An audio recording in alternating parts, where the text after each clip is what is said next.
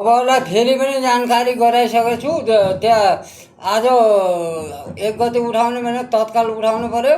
अब उठाउनु त उठाउने त ऊ भरिन्छ कि न ट्र्याक्टर, त्यो भरेन भने यदि त्यो कति दिन भयो, लगभग 20-25 दिन भयो, त्यो माल कहाँ फाल्यो?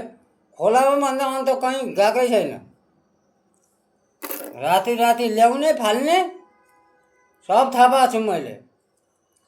सिधै चौकीमा फोन गर्ने। अब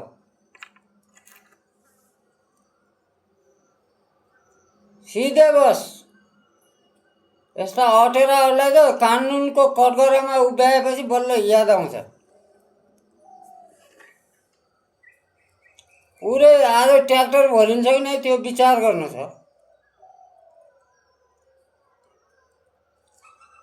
आज उठाउँछ कि उठाउन पानी समितिले 1 गते भनेको तत्काल उठाइहाल्नु पऱ्यो, होइन भने छोडिदिने। त्यो केही काम छैन। जिम्मा लिने, आफ्नो काम गर्ने, दुगुर्ने भने के अर्थ रह्यो? त्यो फोहोर उठाउँछु भन्ने ओडाको पनि गलत छ।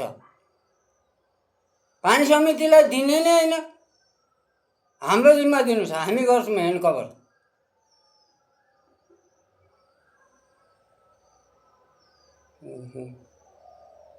कोही के गर्न लाग्ने, कोही के गर्न लाग्ने।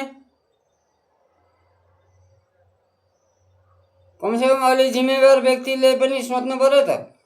आधे घाट गएर दुनियाँले थुक्ने घाटो भएको छ यार। त्यही भएर मैले ओडालाई त्यही भएर बेला बेला ट्रेस दिने कारण त्यो अस्ति त्यत्तिको घुसी त हामीलाई ऊ आउने काम गरे, पुलिसले त्यही भने। व्यवहारमा उतार्ने काम गर्नु सिक्नु पऱ्यो के।